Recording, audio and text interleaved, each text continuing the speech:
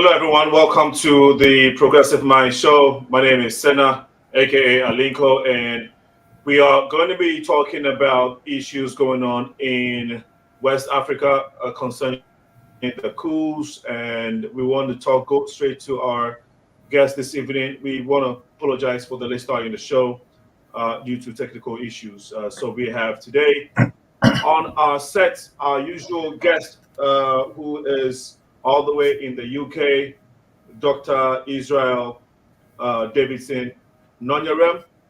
He is a professor at the University of Newcastle, all the way in the United Kingdom. My guests are here, and also we have Fred NWANKWO, who is also the CEO of ALEN magazine or ALEN TV. Fred, correct me if I'm wrong. Gentlemen, you're welcome to the show this evening.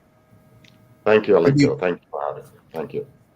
You're welcome. And I must also say that Dr. NONYEREM has a YouTube channel, and he does commentary on political and economic issues going on in Africa in general. You can check out his YouTube. I'll let him mention his YouTube channel. He is a former presidential candidate of Nigeria, and of course, a politician at that. And so, gentlemen, I want you to give us a little background of yourself. I will start with Fred. Dr. NONYEREM is already a familiar person on the platform. So I have Fred. Go ahead, tell us a little bit about you, so our audience can get to know you a bit more. Well, mine is very simple. I'm Fred NWANKWO. I'm the publisher of ALEN magazine and the host of Bold Talk on ALEN TV.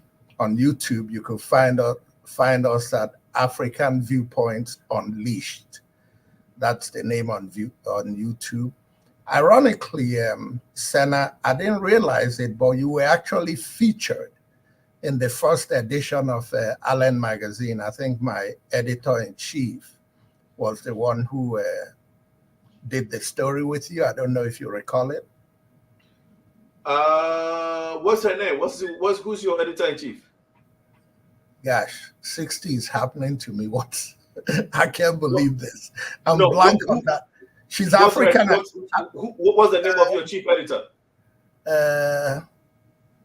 This is crazy. Is she a lady or a male? It's a lady, African American. Oh, Jaylene Strong. Jaylene Strong. I just completely blanked out. Yeah. Jaylene, yes. Yeah. Oh wow. Okay. She's a great person. Sorry for the No. That's completely fine. No, thank you. Well, it's a small world, and so it's good that we have circled back to, because she also spoke highly of you, and so it's good to connect with you, and I'm glad we are able to meet on this platform. I can't believe I completely blanked out. I guess you're blanking out just like some African presidents. Exactly. Now, gentlemen, we'll go straight to the conversation. Your Dr. NONYEREM. Of course, you can also take a few minutes to reintroduce yourself, if you may. Yes, and I think also it gives me the opportunity just to correct something there. My name is Israel. I've featured on this wonderful program a couple of times. I'm an associate assistant professor at Newcastle Business School, Northumbria University, and not Newcastle University. Oh, there are two universities. Okay. I'm with Northumbria University, Newcastle Business School. Probably that's where the confusion really is. Okay. Yeah, I'm an academic, but also a politician. I think tonight gives us an opportunity to discuss the ongoings in Africa. Thank you. Thank you. And I would like, Fred, if you may, to remind our viewers and those who are watching this show after, give us an overview of the situation in West Africa regarding coup. We know it started with Guinea, then Burkina Faso. I don't know if it started with Guinea, but of course we know Guinea has had coup recently, Mali, Burkina, and now Niger. There are 4 countries, right? If I'm mistaken. And Sudan in the last 2 years. Okay, please give us an overview of what has been going on in that part of Africa, and then we can look at the bigger picture.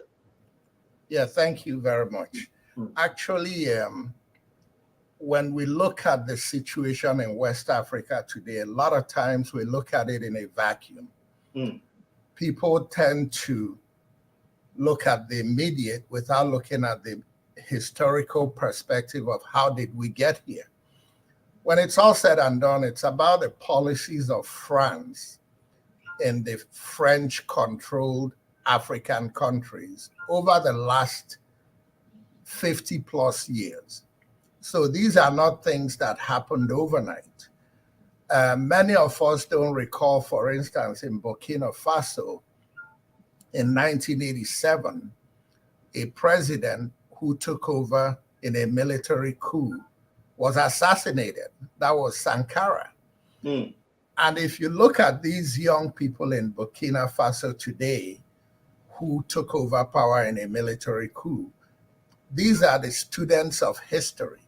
These are students who grew up reading about what happened to Sankara, what led to what happened to Sankara, what Sankara was fighting about, and why Sankara was killed. But more importantly, what has happened since Sankara was assassinated. Nothing has changed in Burkina Faso. Their lives are still exactly what Sankara fought for. And so when a coup happens, 3 of us on this panel this evening, none of us likes military rules. None of us like coups. Every one of us subscribe to the democratic way of governance. But ironically, France, the United States, the European Union, and everybody involved should be asking themselves, why are these people who are more advocates of democracy now celebrating coup plotters? That's the key question that needs to be asked. And the reason we are celebrating the coup is not that we don't want to maintain democratic governance, but it comes a time when you have to do whatever it takes to force a going back to the table, not just with France and their colonies in Africa, but also with Britain and also with America, who never had any colonies in Africa, but their policies are based on what's in it for us. It's time to realign the economic negotiations in Africa. It's time to realign these things in a way that Africans are good people. We don't like taking advantage of people like the Europe and America and France like to. All we are saying is, let's have a fair deal. We have the raw materials. You want the raw materials. We are not going to eat raw materials. We are willing to sell you raw material or trade with you for the raw material, but it has to benefit our people. Too often you hear European Africa policy makers talking about Africa and saying, what can we do for Africa? Africa doesn't want you to do anything for them. Africa wants you to negotiate with them on an equal playing field. That's all we're asking. And that's not too much to ask. I'll conclude on this note. I don't want to be too long-winded about it. The Niger situation is the most current, and it's the one that affects Nigeria the most. Niger is Nigeria's next door neighbor. There are Fulanis and Hausas in northern Nigeria that are polygamous who have wives in Nigeria and wives in Niger. With the situation... Before you go take us there, which is very, very important, I would like Dr. Israel to come in and give us... you give us the history of the coup in Burkina Faso. Dr. Israel, I don't know if you're familiar with what led to that of Mali and now Guinea. I mean, Mali, Guinea, and of course we can look at Niger as well, if you may, Dr. Israel.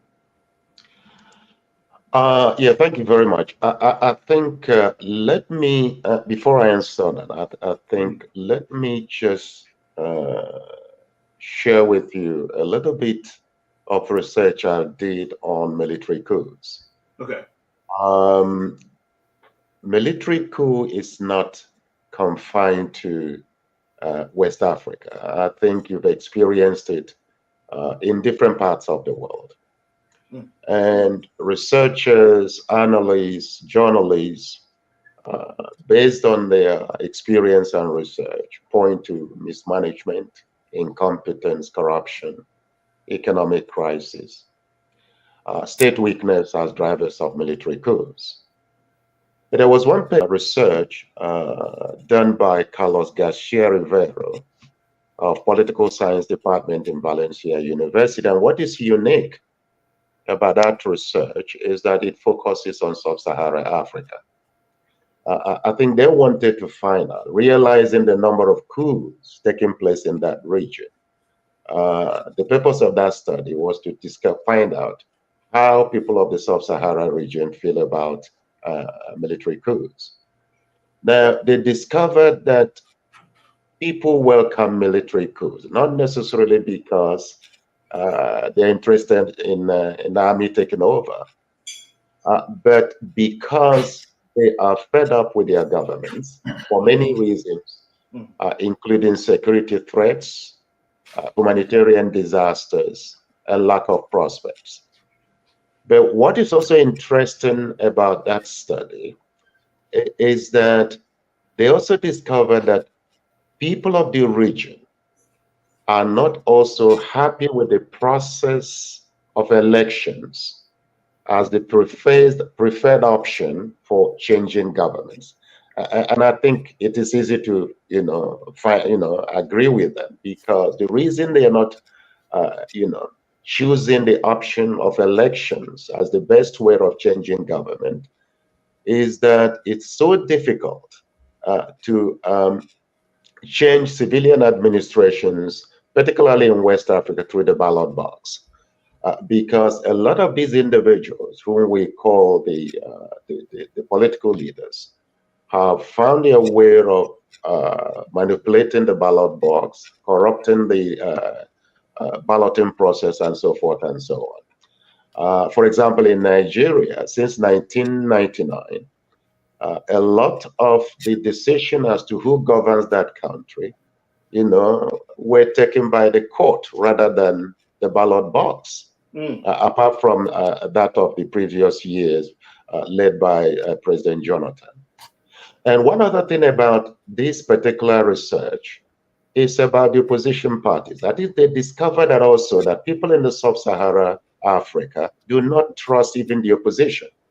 And I think this also coincides. There was a study that was done about 6 or 7 years ago that suggests that in developing countries, opposition parties, when they take over from an administration, perform worse, than the administration that they are replacing. So what you see there is that people of the sub-Saharan region don't necessarily like military coups, just as my brother mentioned earlier on.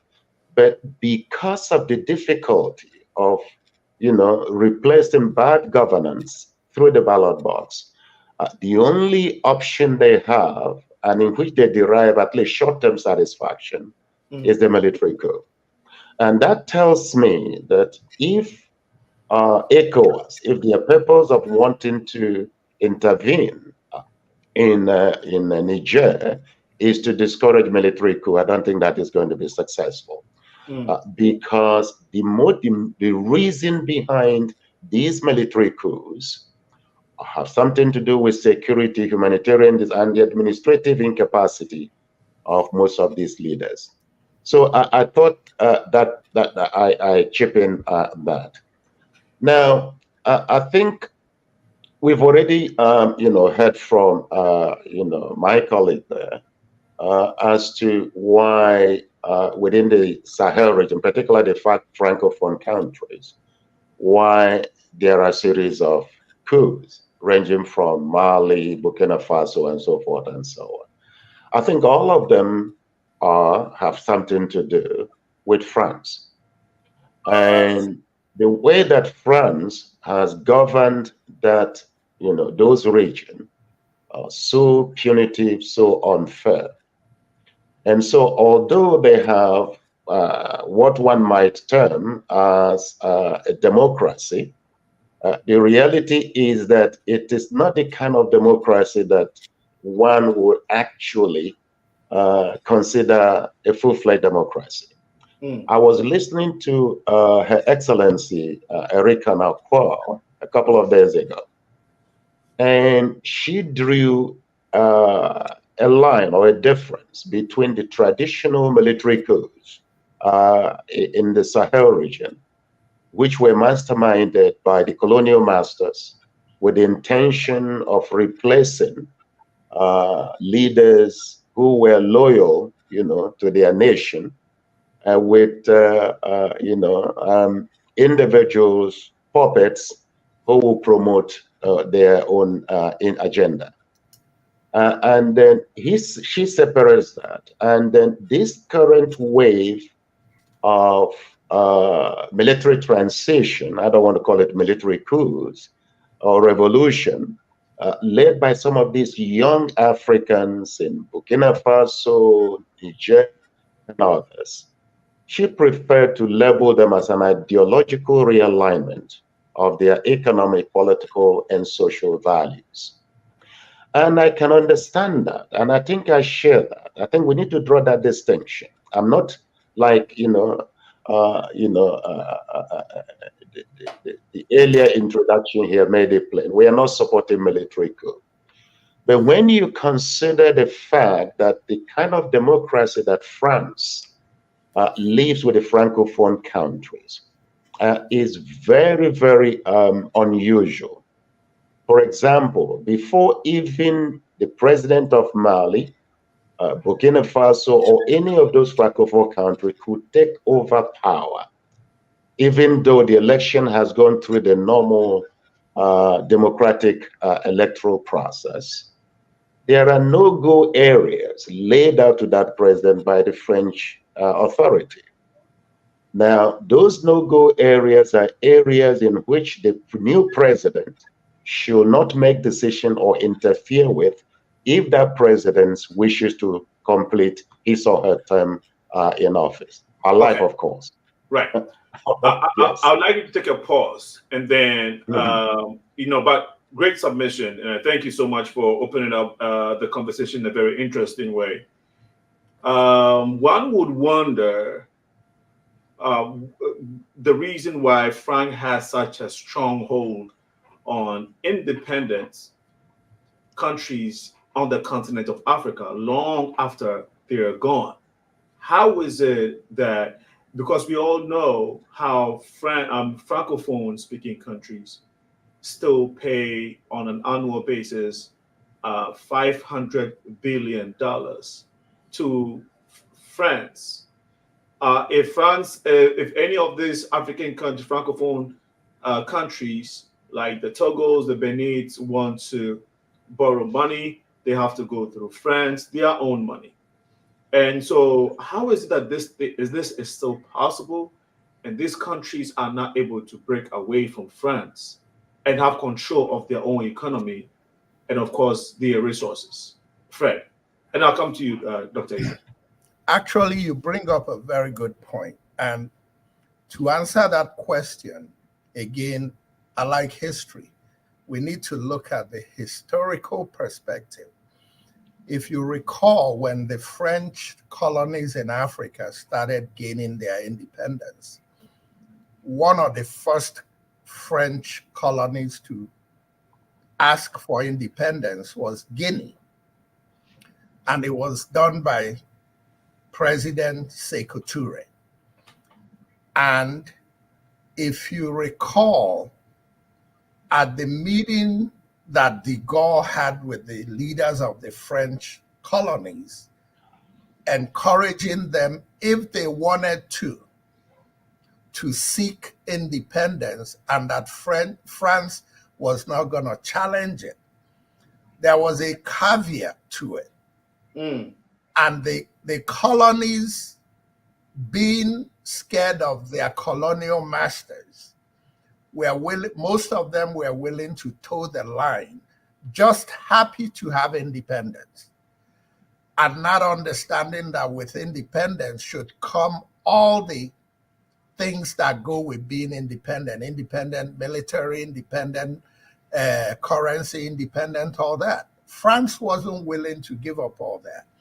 Sekou Touré, President Sekou Touré of Guinea, was the one African who stood up to France and challenged them and rejected all the things that they put in, all the clauses that they put in there that would have limited the independence of Guinea. And you see what happened to Sekou Touré. France made sure not only did he not succeed, but when they left Guinea, they destroyed everything that France brought to Guinea of any benefit, including pictures in the government house. When Sekou Touré won the election and moved into the government house, there was nothing there of any value. That's how vindictive France has been. We all know that the father of democracy in Africa was Nkrumah of Ghana. How many Africans today, including the ones who are 60 years old, realize that Nkrumah did not die a hero in Ghana? The heroism of Nkrumah started coming back as Africans started tracing their history back. Because remember that Nkrumah had to leave Ghana on exile because Britain did everything they could to discredit Nkrumah to the point where he was so unpopular in Ghana, the country he birthed, that he was not even going to be able to win an election. And in the process of fighting for survival, he became a dictator. He was painted a dictator, and he was kicked out of Ghana. I'll conclude on this note. I don't want to monopolize it. What happened to this guy in Zimbabwe, Mugabe? Mugabe died a disgraced African. As far as Africans are concerned, including Africans my age and your age, who really don't study history, they see Mugabe as a disgrace. What happened to Mugabe in Zimbabwe is exactly what they did to Nkrumah in Ghana. My point is this: anytime you have an African leader that comes in with patriotism to fight for Africanness first, starting with building an African currency, building an African ability to go to the table and negotiate in the best interest of Africa. If you're Nkrumah and Mugabe and they cannot reach you through your own people to kill you, they minimize you to the point where even your own people who you fought for start being ashamed of being associated with you. And the only way African leaders have been leaders of respect, quote unquote, to the West is when they find puppets. And as you can see, Dr. Davidson will agree with me. And Senna, you are very worldly and very knowledgeable about Africa. All of a sudden, Bola Tinubu, who planned a civilian coup, is becoming a hero to Britain and America and France, because they have a guy who has so much dirt in him that if they recognize him and make him something to negotiate with, all of a sudden he could sell Nigeria to them. Watch out, Nigeria will be the next that gets sold to America if Africans, not Nigerians, if Africans across the continent don't use this opportunity of what happened in those 5 African countries in West Africa with those coups and stand up and rebel. And I don't mean rebel to kick them out, but rebel to say enough is enough. We want our continent back and we want to negotiate on equal grounds. Wow. How do you do that from that brilliant point you just made, Fred? Thank you so much. How do Africans literally get to a point where they can say, we want our nations back, considering or understanding now more so that or Africans have leaders that are not necessarily working in the best interest of Africans? And you gave a great example of Tinubu, President Tinubu, who is of course now the president. You said he commits similar coups, or he committed something. He said civilian coup, Yeah. and we're not privy to that. We don't know what that is. Dr. Israel, would you want to throw a little bit of light on that? But of course, also respond to the question earlier: how do Africans come together to literally regain their autonomy of their own democracy and their resources? I think, you know. I'm sorry. I think we can hear you. Okay. I think Fred, touched on very important part of African history there. Now, how is Africa going to do this? I believe that one of the ways by which the African governments and people will be able to wrestle back control of their own destiny is through mindset reprogramming. And I think a number of us who have been producing very short videos, yes, distributing them across Africa, I think the dividend is beginning to pay, because the younger generation, like you and others, are beginning to key in to the fact that it is time to effect change in Africa. And when I listen to Captain Ibrahim Traore, the current head of state of Burkina Faso, when I listen to Julius Malema of South Africa, when I listen to President Ruto of Kenya, and when I hear from Professor Lumumba of Kenya, who has done some brilliant work trying to reprogram the mindset of our leaders, when I look at the work of and achievements of Paul Kagame in Rwanda, that demonstrates that Africa, we can do it, and it is possible, and a number of others, it gives me joy and belief, coupled with the contributions of Africans in diaspora. I think what we need here now is to continue to push, is to continue to share information, and most importantly, I think this coup, the coup in Niger, the coup in Burkina Faso, has for the first time widened the understanding as to why these countries are engaged in military coup. In fact, the support that they have, or the kind of information that gone around the world within the past couple of weeks, in fact, the world has not been able to share that for over 3, 4, 5, 6 years.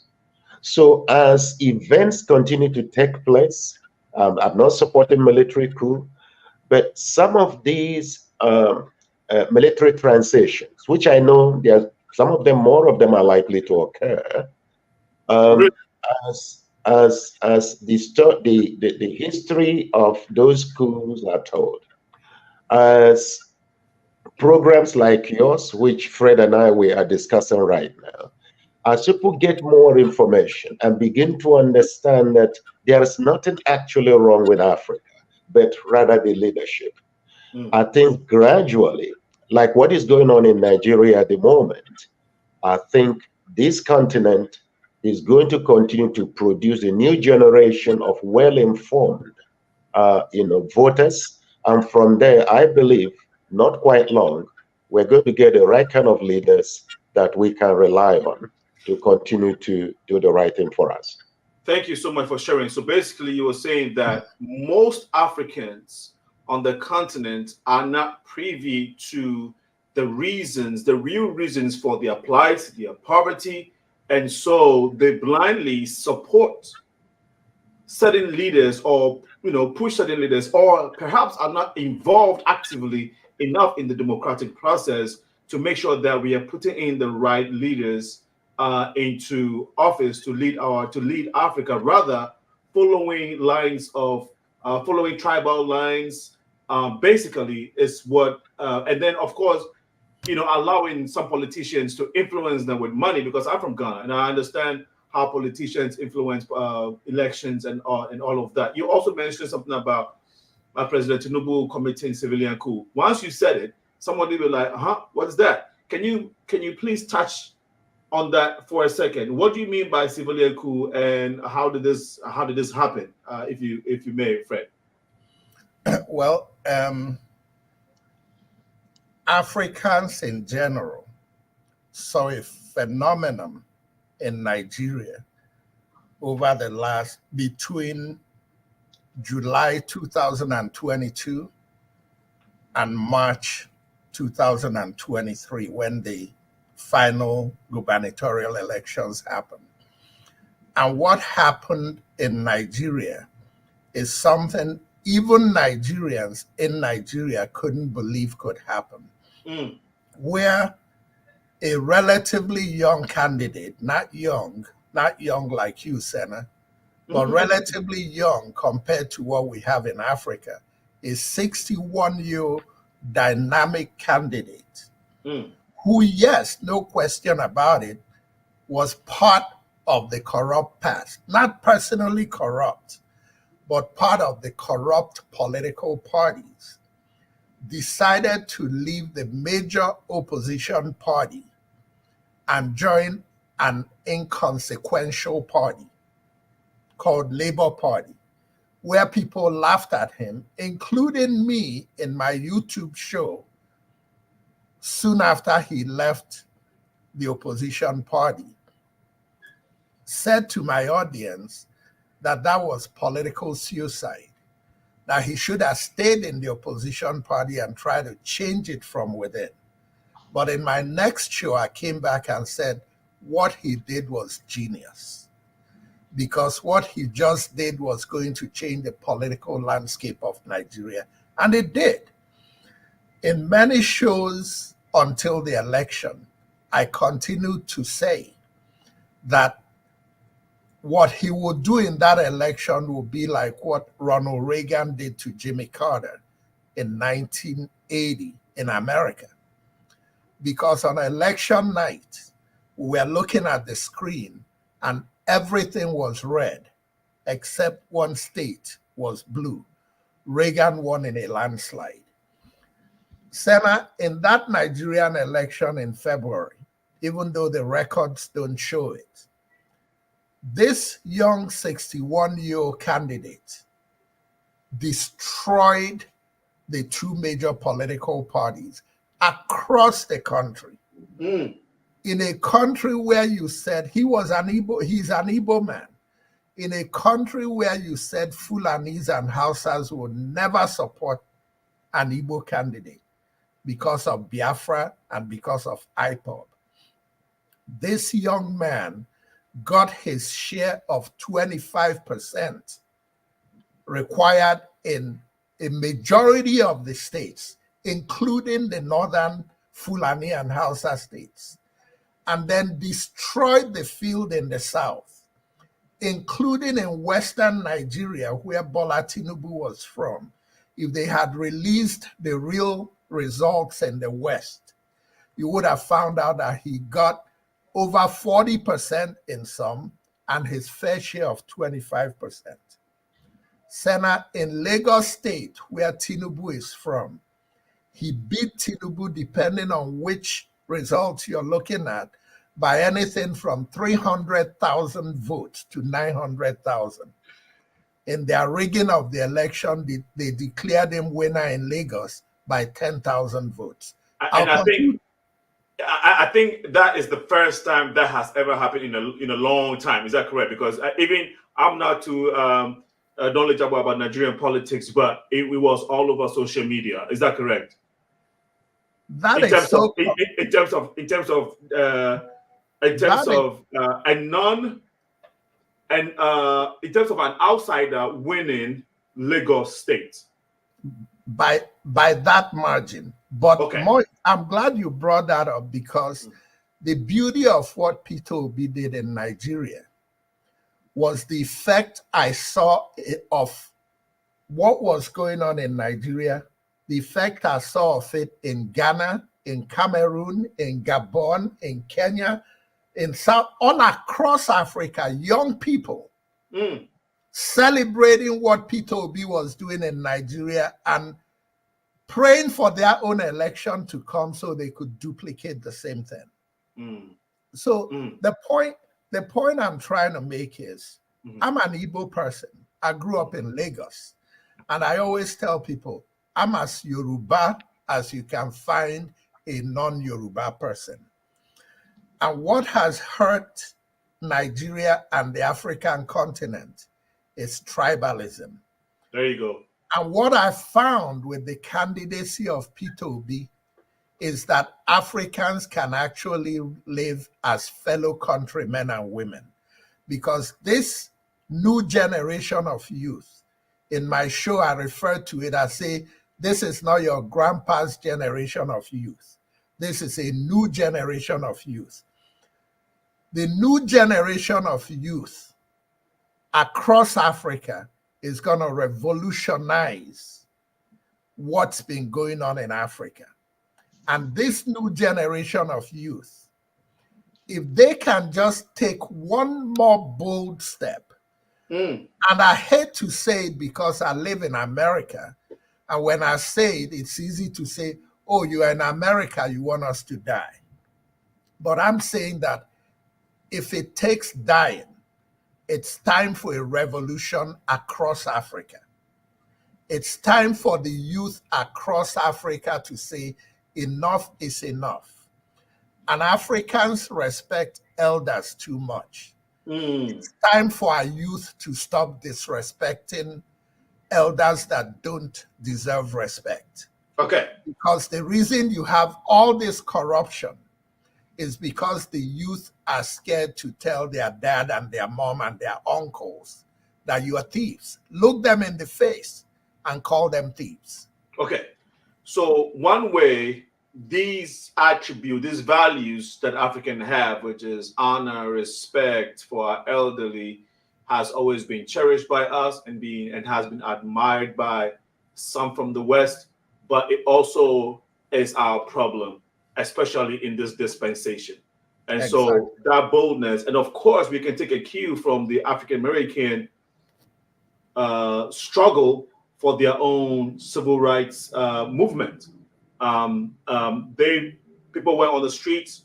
They've been fighting since they got here, and they're still fighting.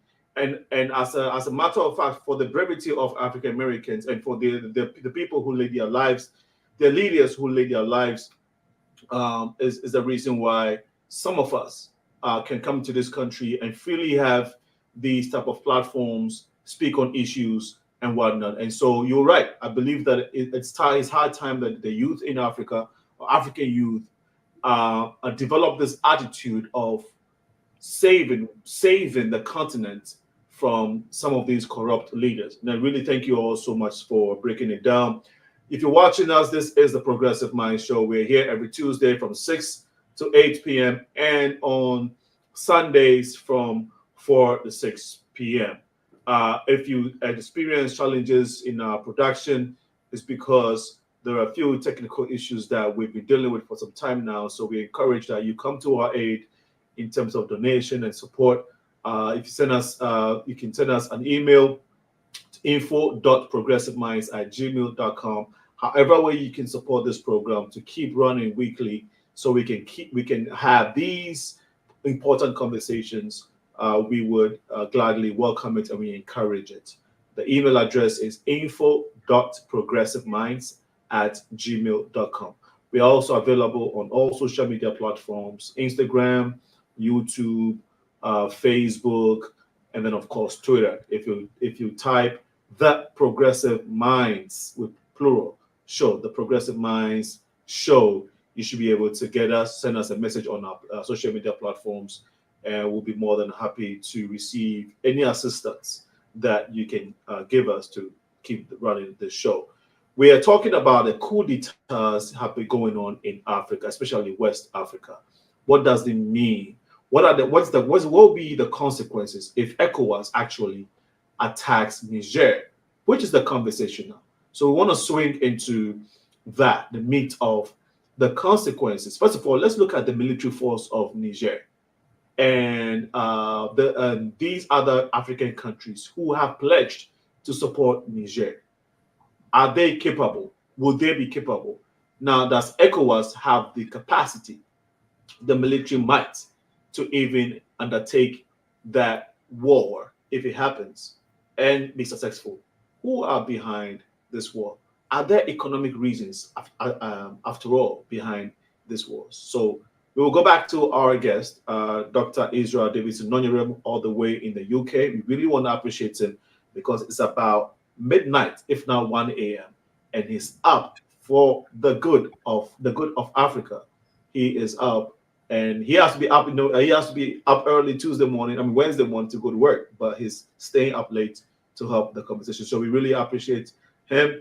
And then we also have Fred NWANKWO, who is the chief publisher and founder of ALEN Magazine and ALEN TV. Gentlemen, let's go back to the conversation. Now, for those of you who want to call, the number is 815-277-5047. It's at the right bottom corner of the screen. If you're watching us now, either on Facebook, Twitter, or YouTube, the number is 815-277-5047. Please ring it and share your opinion, your ideas, comments. But let's go to Dr. NONYEREM.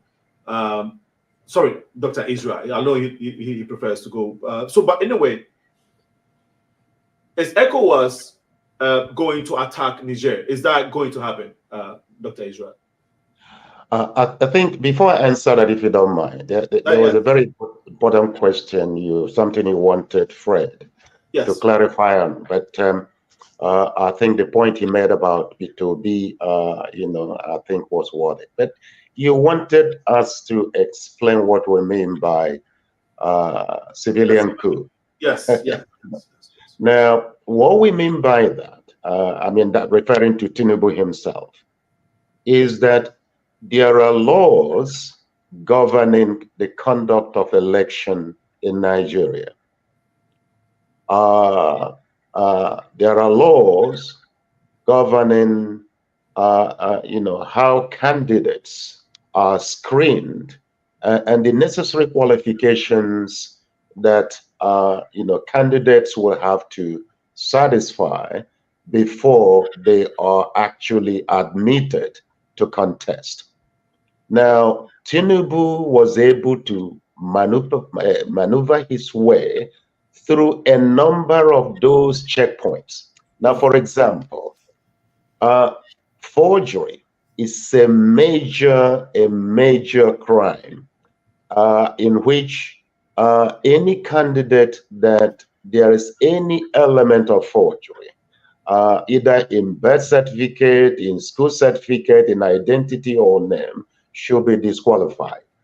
He was able to present what is presumed to be fake birth certificate, fake qualification, even his name, his actual name.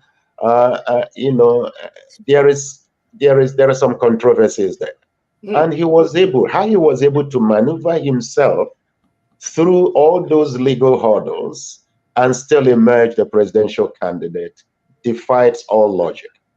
Now, in a democratic election process, all right, individuals will have to market themselves.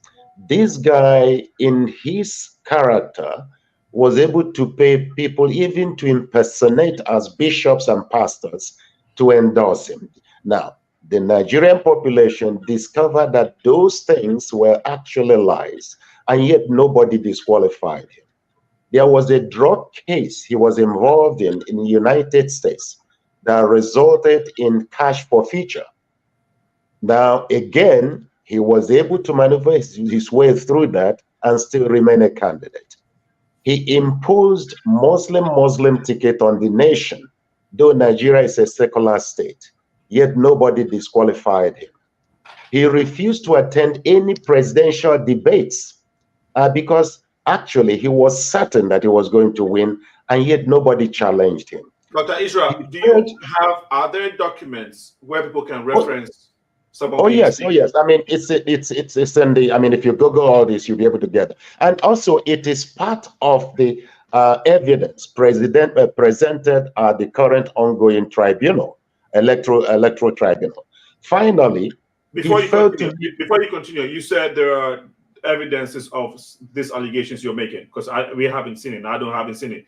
But you said there are. There are. Now, if anybody wants to reference it, and they go on Google, they can find it. Do you have sources that they can reach out to if people want to look at some of these things? In fact, all they can do, if they like, they can key in Tinubu's, whatever coup or whatever we want to call it. Tinubu's birth date, Tinubu's, anything you put in the Tinubu's certificates, Tinubu's career, Tinubu's forgery, anything you put in there, you'll be able to see all this. I'm sorry to interject. Just 1 minute. For even more clarity, if you go to the state of Illinois, the Federal District Court of the state of Illinois, and put in Tinubu indictment of 1993. It's public record. Okay. All right. Thanks for sharing that. It's 7 p.m. It's 7 p.m. already, and Dr. Israel, I'll allow you to land properly. But I want us to look at the question that I asked earlier, which is first of all, we'll be talking about the consequences if that war happens. But can we educate the audience, and for those who are watching later, if at all this war happens, would Niger be indeed supported by these two African countries, which is Guinea and Burkina Faso? Burkina Faso, Mali. And Mali. These three countries, of course, right? And would they be able to contain the might of ECOWAS? Does ECOWAS have the military power to even engage this war? And then we can look at the consequences if it happens. I'm sorry. I think that can I take that? Yes, please take it. Sorry about the break. Okay, here's the fact. The largest country in that region is Nigeria. The Nigerian in terms of population or land? In terms of population, in terms of land, and in terms of resources. Okay. Military resources, quote unquote. Over the last 10 years, Nigeria has been fighting an unofficial war against Boko Haram, and they are losing that war. Okay, that's one aspect of your answer. The second aspect is that most of the generals in the Nigerian army are Fulanis and Hausas. The people in Niger are Fulanis and Hausas. I already told you they intermarry. And you have Fulanis who have wives in Nigeria and wives in Niger. Yes. So you're looking at a military force that's going into a war lukewarm. And they are going in there to be sabotaging the country that sent them to protect their cousins in Niger. That's one aspect. The other aspect. Okay. The other aspect is that when you go into a war, you have to be backed by your people. 90% of West Africans, from Ghana to Sierra Leone to Ivory Coast to Nigeria, are against this war. How do you going to destroy your cousins at the calling of France and America and the European Union? Let's say you go in there and succeed, and overthrow that government. Mm-hmm. It's only going to start an unrest across West Africa that you are not going to be able to contain. Mm-hmm. Thank you for coming in, Fred. Dr. Israel, do you think that if this war breaks out, Niger, first of all, Niger, among all these countries we are talking about, Guinea, Ghana, Burkina Faso, Mali, and all these West African countries, Niger is closest to Nigeria. Yes. And from the submission that Fred just gave us, Nigeria would have to be at the forefront of this war. Now, it's going to be fought in the terrain of Niger.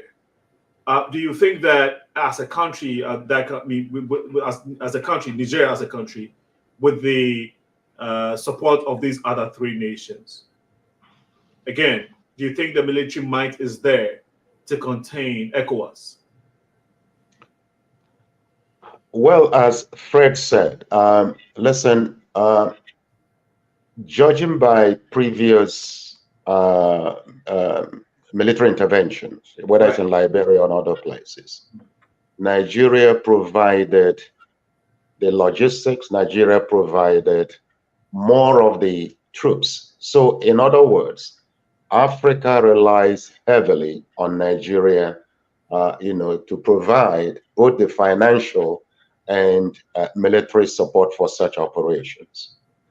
Now, currently, I'm not sure that Nigeria is in that capacity to be able to foot the cost of any military intervention.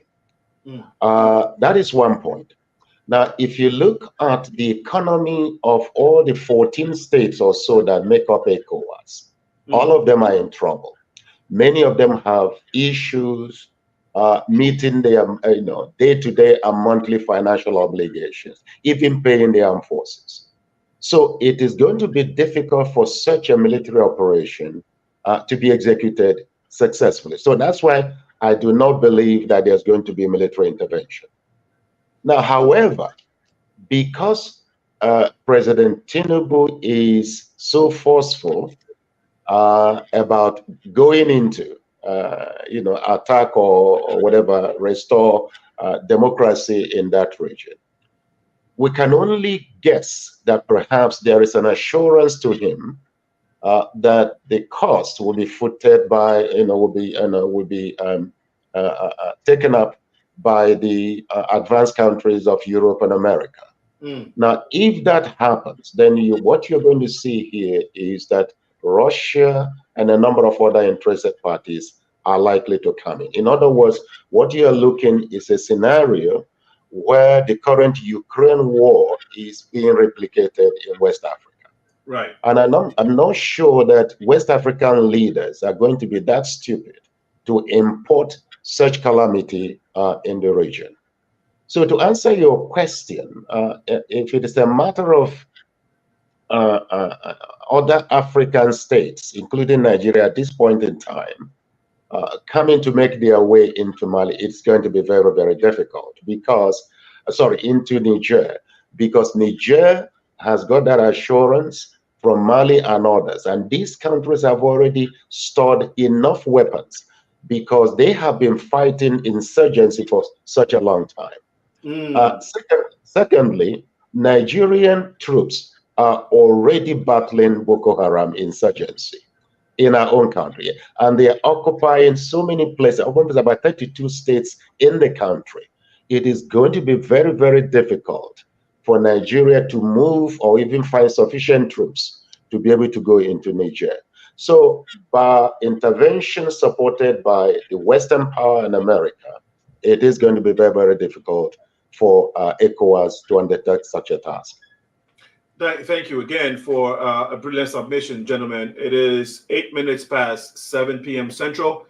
You're watching the Progressive Mind Show. My name is Sena, aka Alinko, and John Oben just joined us. It says, great to hear from you all. Great topic. And again, if you want to ring in, it's 815-277-5047, 277-5047 if you want to ring in.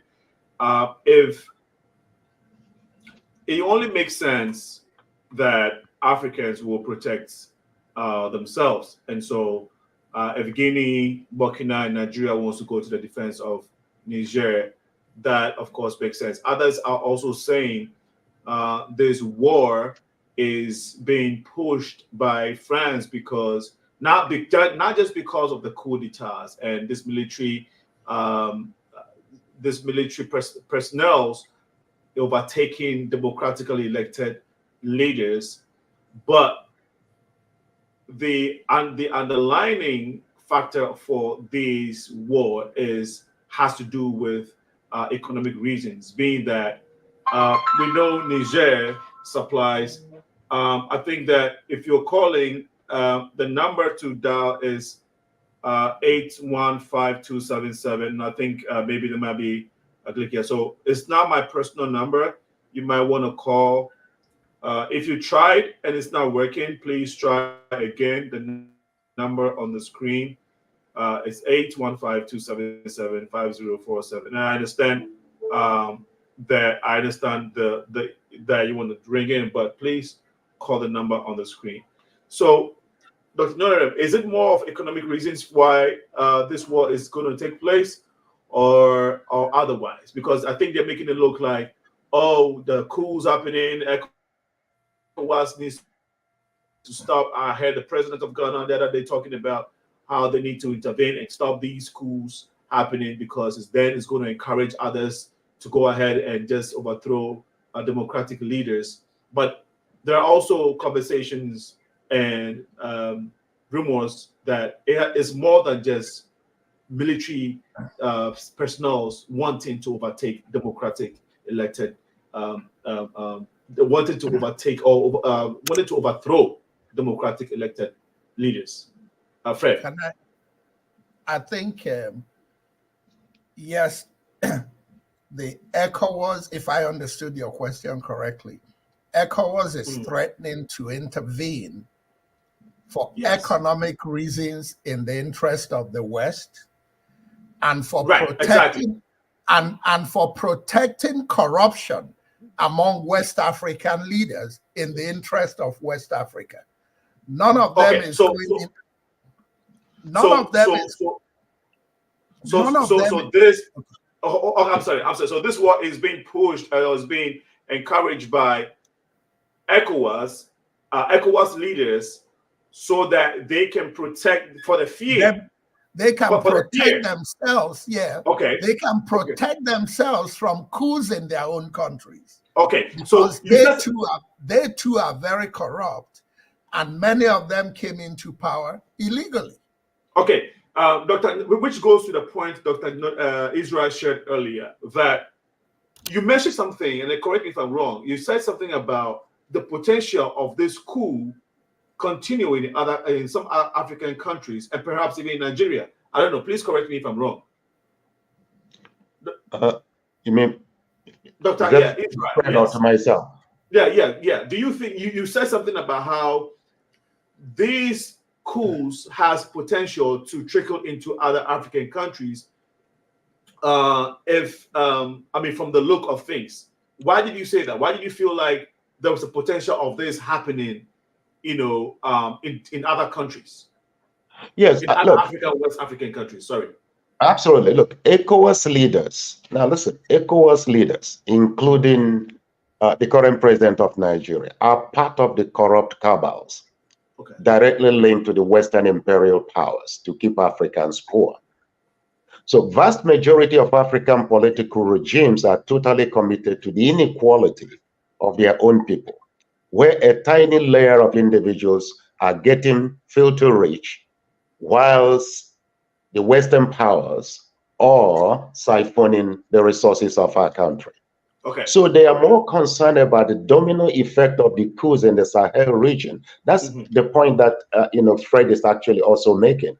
Right. So they are concerned about being potentially overthrown in their own country, looking at the way that the military, the countries, the number of countries that have already been toppled militarily.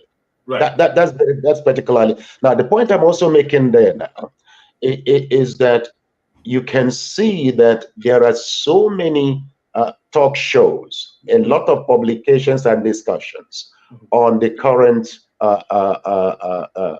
ongoing military coup in Niger. Niger.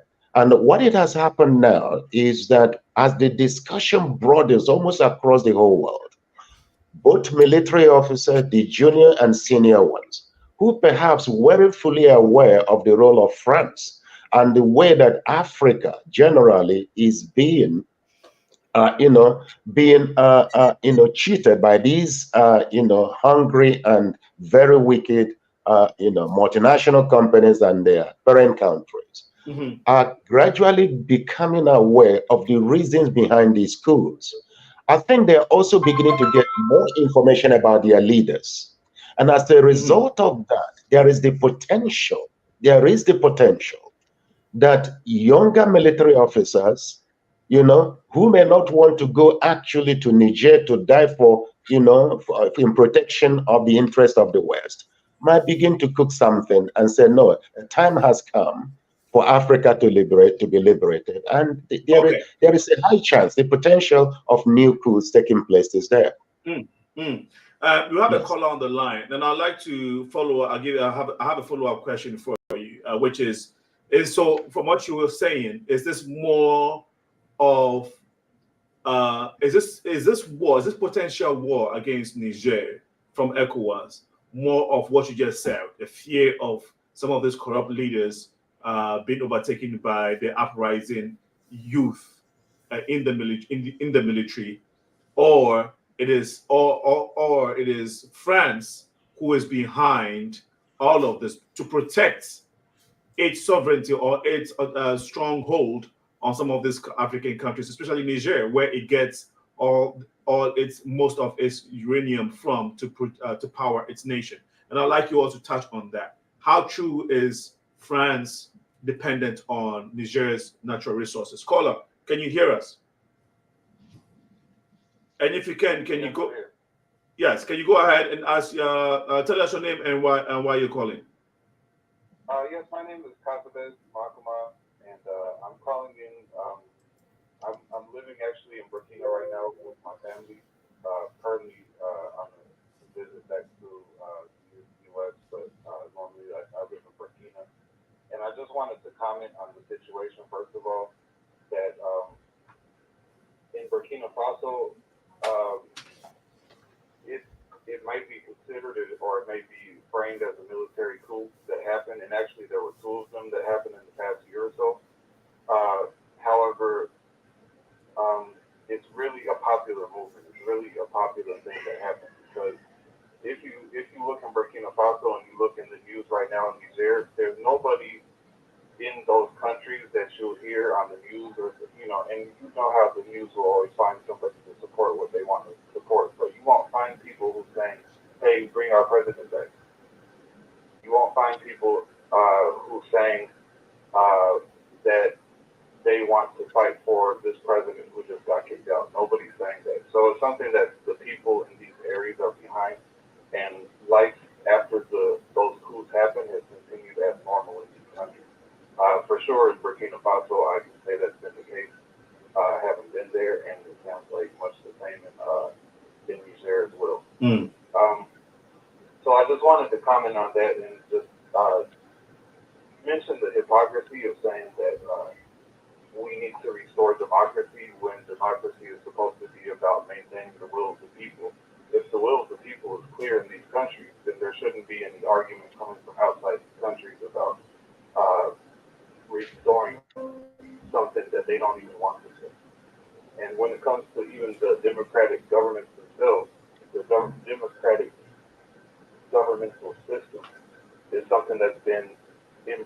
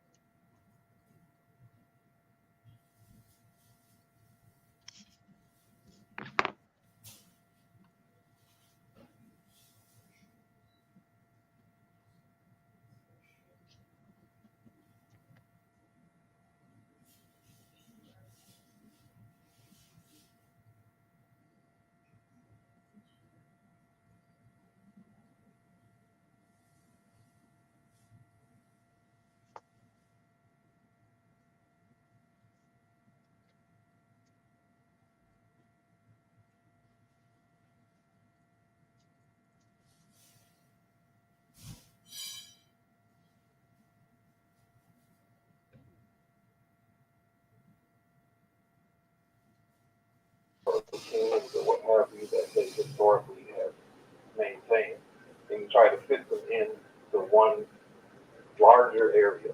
And then that larger area is what you call the country, and then only one of those tribes or kingdoms or what have you can be the representative.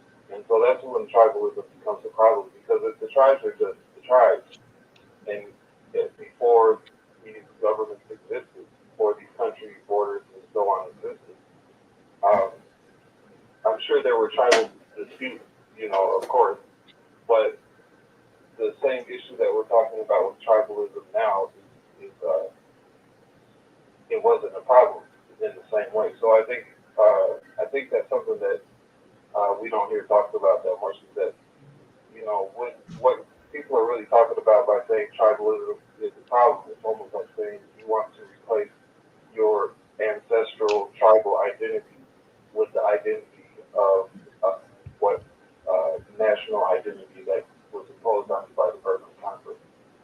So that's my last comment. I really would just say, in terms of the potential of invasion, I really don't think that the leaders in ECOWAS are ready to stabilize the whole region for this. But I'm sure they're scared to death and they feel like they need to do something. So Okay, thank you so much, Kasbeth. Thank you. Really appreciate your calling in this evening. Can you summarize? We didn't hear him. thank you for having me. It was difficult to hear him, yes. Oh, okay. Oh, so you all couldn't hear him? No. Yeah. Oh, okay. Okay. Well, basically, he was just adding his voice to the conversation that we're having and talking about how these African leaders are themselves very scared of what could potentially happen, seeing what is going on in Mali in terms of these corrupt leaders, right? He was just basically adding to what you already said in regards to these corrupt African leaders being scared for their own position because they know how they have coerced, they have corrupted the nation and how they have used dubious ways to gain power. So this is all about protecting their back, is basically protecting their seat and not wanting to leave power, not for the good of the people, but for their own corrupt deeds and vision. And you also touched on how tribalism is not necessarily, well, it could be the issue, but he was basically trying to align the need for us to identify ourselves as Africans based on the tribes that we are from, and now, of course, not overlooking the need of the country at large. Of course, identifying us as people from the African continent, being proud of our tribes, and not necessarily looking at the borderlines that has been placed by Europeans that has kept us apart. And if I'm correct, I know that these things have really kept us apart, which is the borders that have been placed among us. I sincerely believe, and I agree with my friend Kasabeth with the comments that he just made regarding these borders. Now, that would be my own little summary of what he said. I hope that Kasabeth, I hope that I summarized it enough. If you're listening, please feel free. You can also put a comment in the chat. That way, our guests can fully comprehend what you said, so that I'm not leaving anything or any important points that they would want to pick up on. That said, it's 23 minutes past 7 p.m. You're still watching the Progressive Mind Show. We're here every Tuesday from 6 to 8 p.m. and on Sundays from 4 to 6. Tuesdays, 6 to 8 p.m. Sundays, 4 to 6. Here is where we discuss topical issues that bothers regular folks. Here is where we build our communities by engaging in these pertinent conversations that are very crucial to the well-being of not just Africans on the continent, the diaspora, and the communities that we live in. In a few minutes, we would like to bring the conversation to an end. My honorable guests have been great. I'll be gracious enough to lead everything they're doing to be part of this great conversation. And like I said, Dr. Israel is all the way in the UK, and it's about 6 hours. We are about 6 hours ahead of them. So you can imagine the sacrifice, but it's all for the good and love of Africa. And so thank you so much for being part of the show. Now let's look at a few things that we wanted to touch on. ECOWAS is before that, let me take this comment that just came through from John. He says ECOWAS is a group of friends trying to protect each other's interest. It is not different from the African Union. What needs to be addressed is constitutional coup. I think that he's a Cameroonian, and Cameroon is also a very potentially a country that has a high potential of a coup happening someday. They have a president who's been sitting there for about what 30, 40 years, and Cameroon have not realized their full potential. So who knows? We are not encouraging military coups, but African leaders need to understand that the right thing has to be done for its people. So again, we are saying that this war, this potential war that ECOWAS is threatening, against Niger, is not necessarily France influencing them, but this is just ECOWAS, leaders of ECOWAS, some corrupt African leaders being fearful of their positions as leaders of military personnel overthrowing them. Is that what the case is? Because again, people are also saying, oh, this is not about ECOWAS at all. France has all this energy resources from France gets all its resources from Niger, and they're trying to protect it, and so they are pushing ECOWAS to go fight for them, France.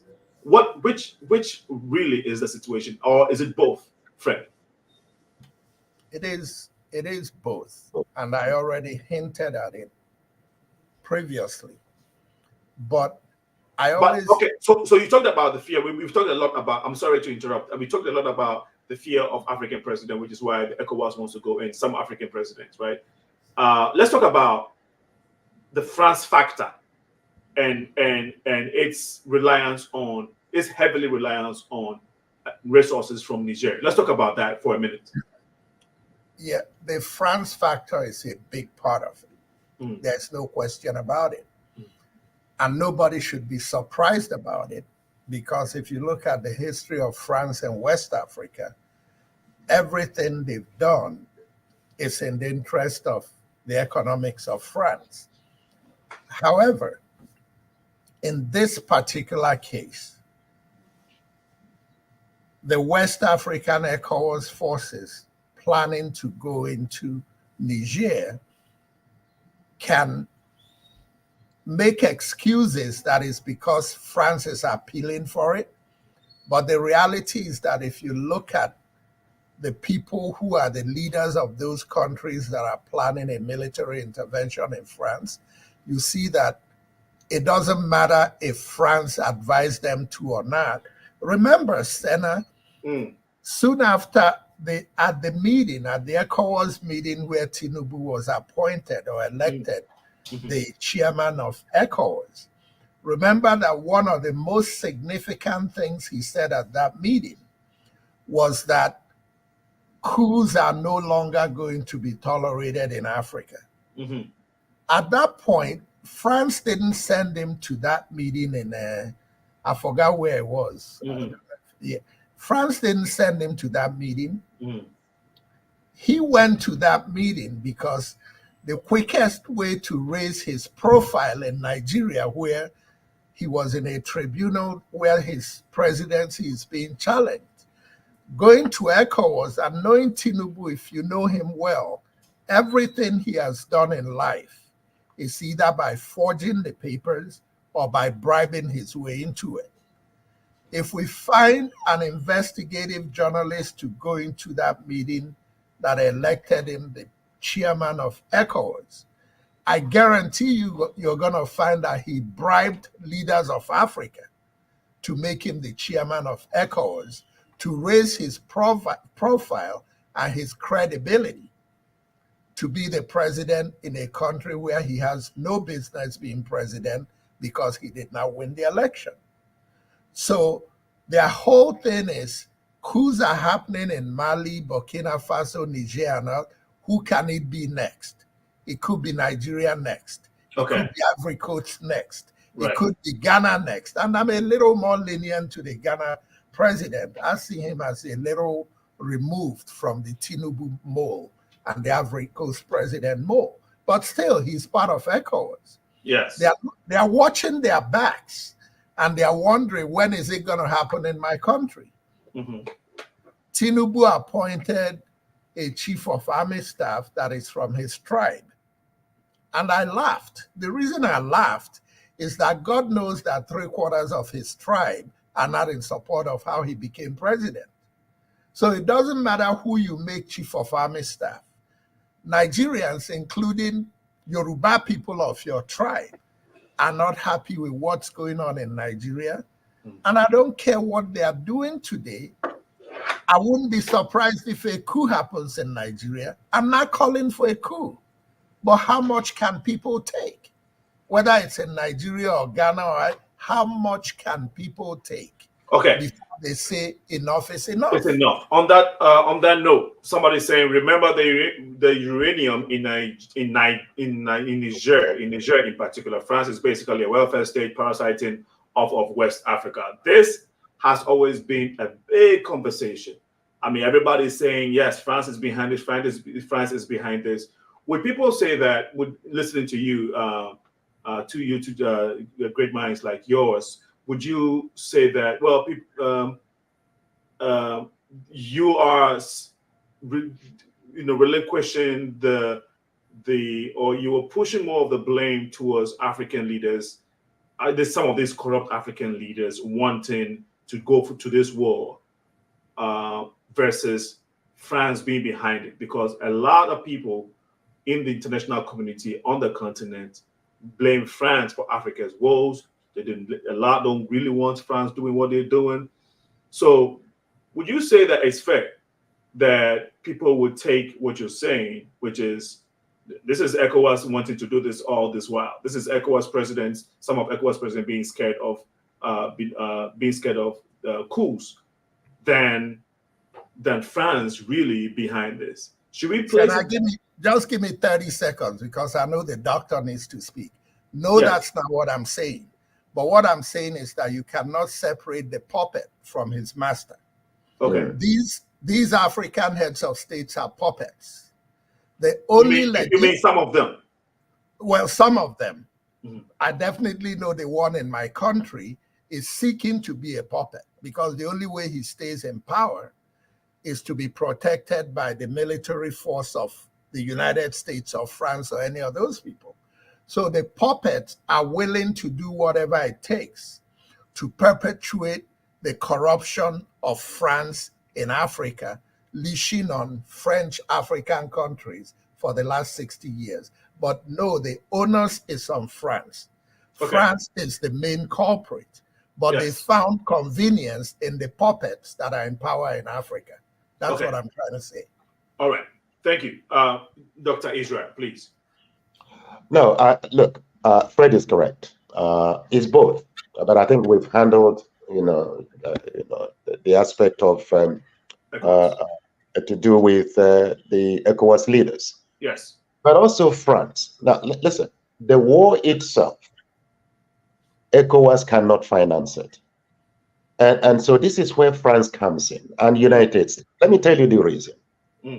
Niger is the only country in West Africa that opens its land and airspace freely for America or any interested power to come and display their military might. That is the reason why United States has got the largest air base for drones in that country. Now, so for United States that is seeking to control the world, they need regional alliance, and Niger provides that. With the level of investment that both United States and France have committed in that region, they cannot allow a military coup that would deprive them the opportunity to continue to enjoy what they are doing in that place. The second reason here is that Niger plays an important role in France's supply of uranium. Now, it may interest you to note that US itself relies on uranium to power its electricity. Currently, they source about 14% of their uranium from Russia. Now, with the problem now emerging between NATO and Russia, NATO, of course, United States is part of it. They're trying to find an alternative source, which, of course, Niger provides that. So when you put all this together, plus all the taxes that France, what they call the, I've forgotten what they call that tax. There's a particular tax, either colonial tax or whatever, which they earn from these Francophone countries. You realize that France is going to lose. Now, let me tell you, before the former president of France, Chirac, died, he made a very powerful statement. He said that France would reduce to a third world country without the Francophone African countries. He made it very good. Yes. So it shows you how important, the Francophone countries are. Now, France has already lost Mali and a number of other countries through military coups, and have moved some of their troops to Niger. So Niger is almost the last bus stop for them. And there's no way that they will want to intervene themselves. And so what they've done here is to talk to people like Tinubu, who is looking for legitimacy. I remember that he was in France. There was a picture of him embracing Emmanuel Macron, almost like boy and girl friends. And when you look at that picture, you realize that that was the beginning of preparing Tinubu for this very particular time. So it was after that visit on his return that he made that pronouncement that he was going to stand against military coups in West Africa. So France is behind this to a considerable extent. Okay, thank you so much for sharing. 7:36 p.m. Central. You're watching the Progressive Mind Show. We are live on Facebook, YouTube, and Twitter right now. You can also watch this program right after the show on this same channels. We are also available. The audio version is available on Spotify. On your drive home, drive to work, you can just go to Spotify, type The Progressive Mind Show, and listen to the show. Listen to our previous episodes on there. We are going to wrap it up in a little bit, and we have learned a lot from this conversation. Think that this is super important. So if you just joined us or if you're watching, share the feed. Okay, like it, whether you're on Facebook or YouTube, and share it so that we can participate in this process of transforming the mindsets of Africa, the youth of Africa. Because when we get it, then we can build the Africa that we want. Because it's obvious that some of these leaders that we call and we call presidents are definitely not working for us. And so the onus is on us, the youth. The little you can do to add to this struggle is perhaps sharing the feed so somebody can also be informed, especially us Africans. Europeans will now save Africa. America is not going to do it. Having said that, does Africa need allies? Do we need, or as a continent, or let's focus on West Africa? Is it significant for us to have international allies? Because in all of this, not Germany, what's his name? Russia is taking advantage of the situation.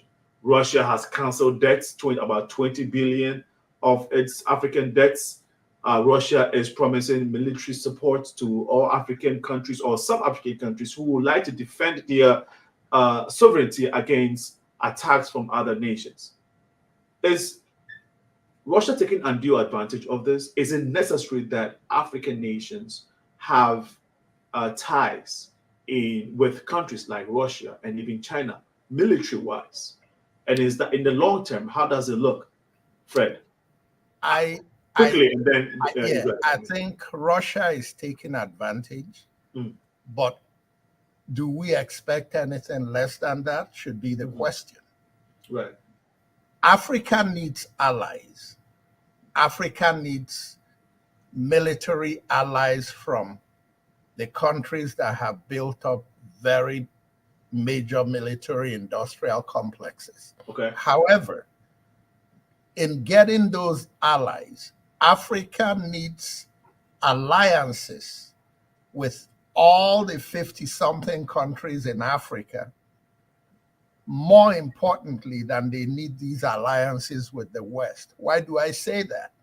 When we can build a strong African alliance where we trust each other and we are not backstabbing each other, then it doesn't matter what kind of alliances we build with the West, because at that point we'll be going into the negotiating to build those alliances on an equal footing with them, where they cannot turn around if we are asking what we demand that they don't want to give. They cannot turn around and go to Ghana and have Ghana sabotage Nigeria, or go to Nigeria and have Nigeria sabotage Ghana, and all across Africa. So the biggest alliances we need, which is where I'm counting on our youth, because our youth are less removed from the biases that we be the brainwash of our forefathers. I'm counting on the youth to build alliances across Africa. We don't have to have the United States of Africa, but we need to have the United Alliance of Africa, where we may have independent countries, but we know we are working for the benefit of each other, because the only way we can succeed in that area is to work together. Just one last point, talking about military. America has this strong military base in Niger. How far is Niger from northern Nigeria? Where is Boko Haram based in Nigeria? If America has the interest of Nigeria with the bases they have in West Africa, how long will it take America with their drones and all that stuff to wipe out Boko Haram in Nigeria? I leave that as a food for thought, to tell Africans that neither American or France or European Union or even Russia, that is looking good today in what they are doing, none of them have our interest. The only interest they have is their interest. Because if they had our interest, with the proximity of Niger to northern Nigeria, Nigeria shouldn't have problems with Boko Haram. Great point. Really, really appreciate that. I don't know if Dr. Israel wants to add your voice to that, but I would like us to look at the consequences. Please feel free to touch on what Fred just said, Dr. Israel, but I want to pose this question straight to you, Dr. Israel. What would be the consequences if there's... Now, first of all, there was a news in the... I saw something on social media that the pipeline, that petroleum pipeline or the natural gas pipeline that runs through Niger all the way through Algeria, that's supposed to be feeding France, has been blown by allegedly, Nigerian soldiers, whatever. Is that something you guys, have you seen that news? Is there any legitimacy to it? I haven't seen that. Okay. I'm not aware of it. Okay, but there was a pipeline that exists. Yes. That takes gas from Niger through these countries, through Algeria, and it goes to France. Right. It hasn't yet been commissioned. I mean, I think, remember, that's a very interesting point you just raised there.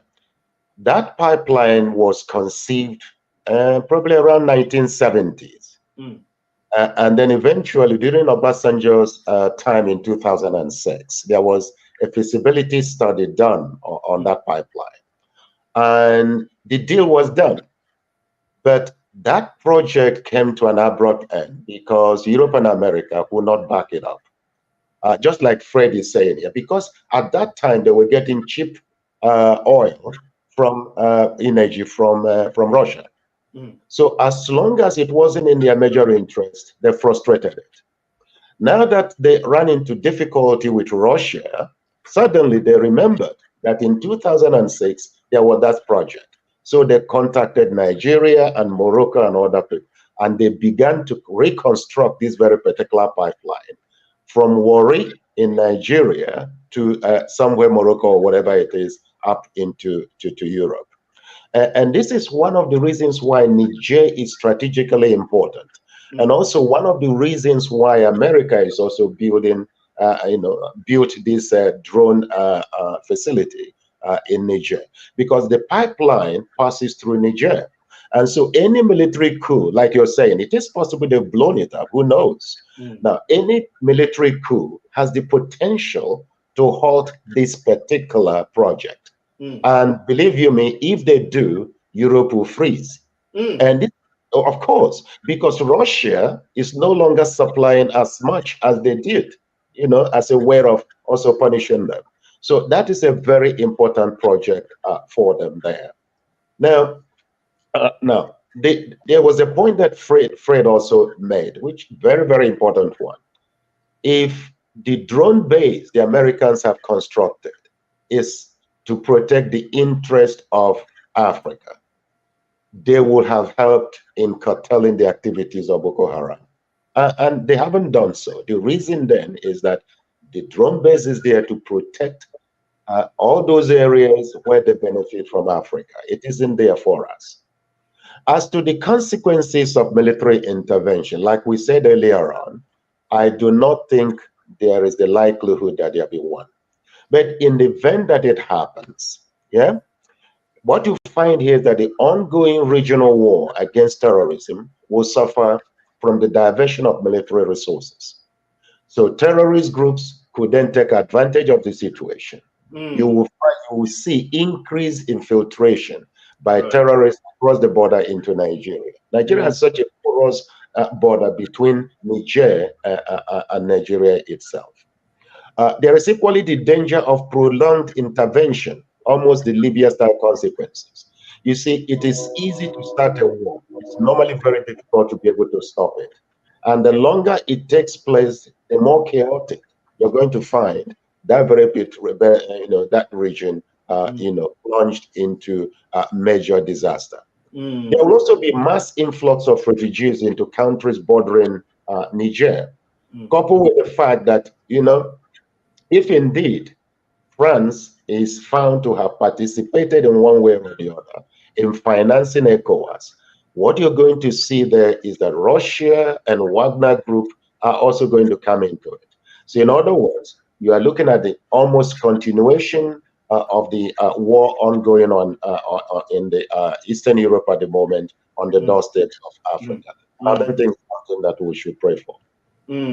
Wow, thank you so much. It's 7:45. We wanted to 7:47 Central. We wanted to end the program around 7:45. We have been discussing consequences of ECOWAS attacking Niger, or ECOWAS going to war with Niger in this wake of coup d'etats and coup d'etats versus democracy in West Africa. Very, very interesting times indeed for us as Africans. And who is to make the change?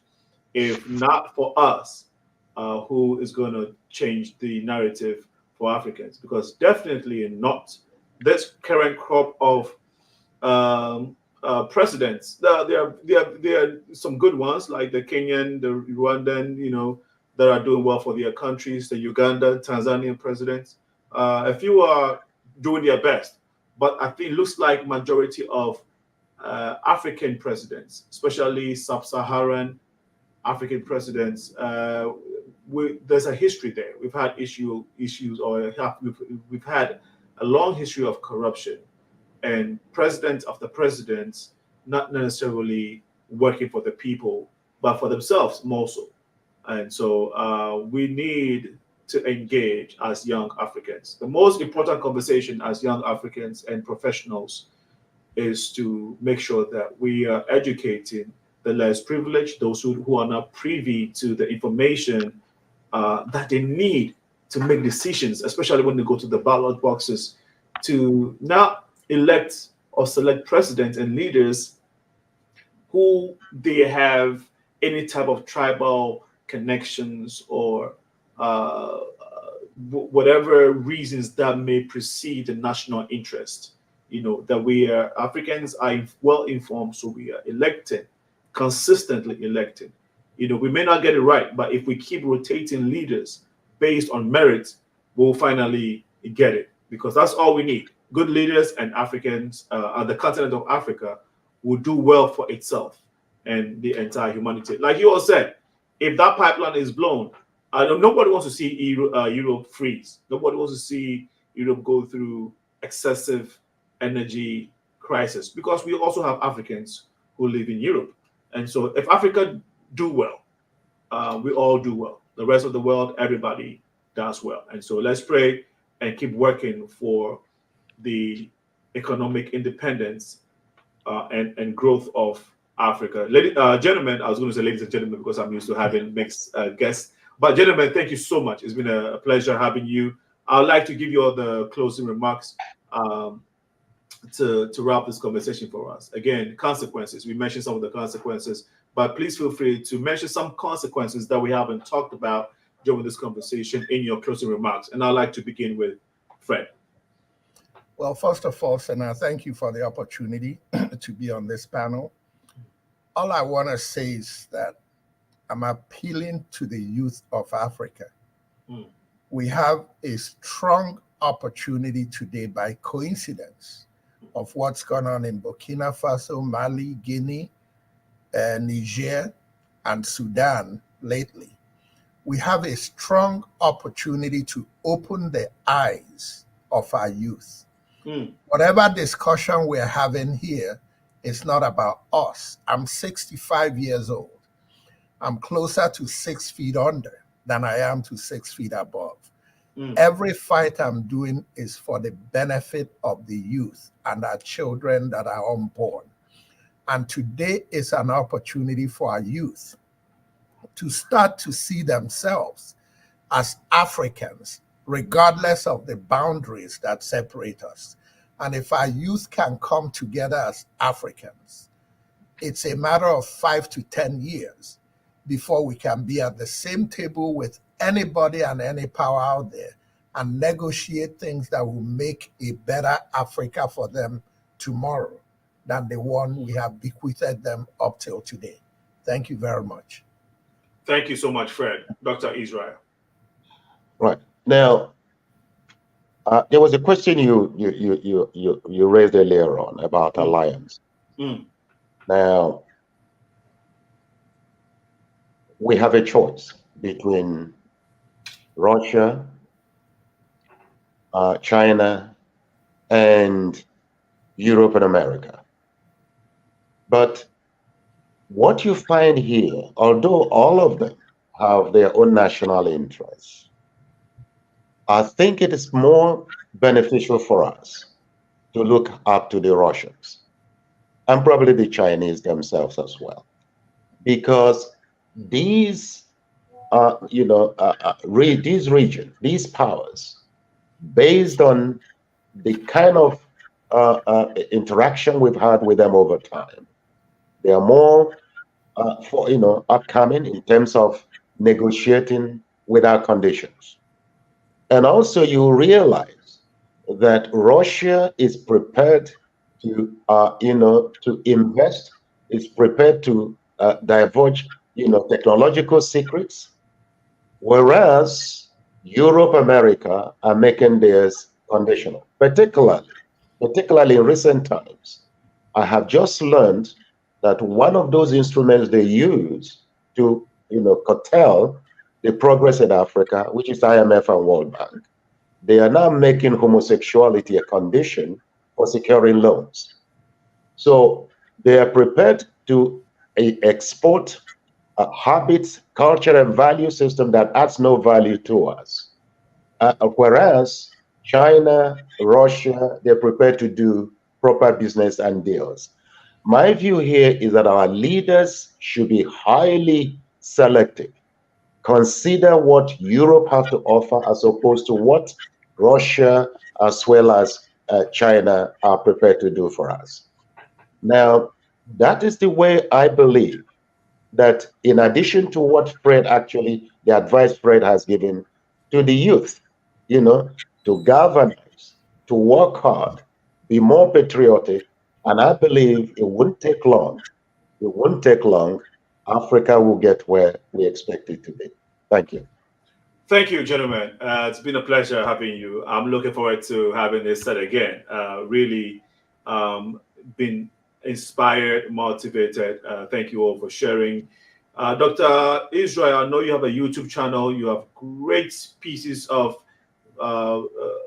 informative narrative about Africa. Please, how can people get access to it? All they need to do is to Google my name, Israel NONYEREM DAVIDSON, and you should get them. That is what that site is called. It's just by my. Awesome. You're welcome. And Fred, how can people get in touch with your magazine, TV show, YouTube channel? For the magazine, it's ALENmagazine.com. For the YouTube, it's African Viewpoints Unleashed on YouTube. African Viewpoints Unleashed. Thank you so much, gentlemen, once again. And for viewers, we really appreciate your time and your contribution. Best, thank you for chiming in your call and contributing to the show. John Oben, thank you so much for always being a supporter of the show. Charles, old school Osafo. Charlie, thank you so much for being here. He said, great program, lots of knowledge shared. Thank you. And then we also had COI Energy, very informative. Thank you for chiming into the show. We really appreciate you all. Remember that the Progressive Minds needs your support. We are non-for-profit. We do a lot in the community by bringing these issues on a weekly basis. We need your support. info.progressiveminds@gmail.com. Additionally, if you go on social media, any of the platforms, and you type The Progressive Minds Show on YouTube, Facebook, Instagram, our content is there. You can watch this show there, and also share it with friends. Share with your friends. We need you to get the word out. You can also listen to the audio version of some of our past shows. We are yet to put the newly videos on Spotify, but we have some of our past shows on Spotify. On your drive home to work and to other events, you can listen to us. Once again, remember that to whom much is given, much is required. My great thanks again goes to Dr. Israel NONYEREM, who was on the show, who has been a guest, who is a guest on the show this evening, Fred NWANKWO. Look forward to having you gentlemen, as I said. Be good, and we shall be here this coming Sunday having other important conversations. 4 p.m. this coming Sunday. We'll be talking about conversations about the diaspora. Africans, Caribbeans, African Americans, how different are we? Why aren't we finding it very necessary to work among ourselves? Because there's so much resources, there's so much power within the African diaspora community, and we need to keep engaging because we've been separated for far too long. Have a wonderful evening. This has been your host, Senna, aka Alinko. Bye-bye for now. Thank you.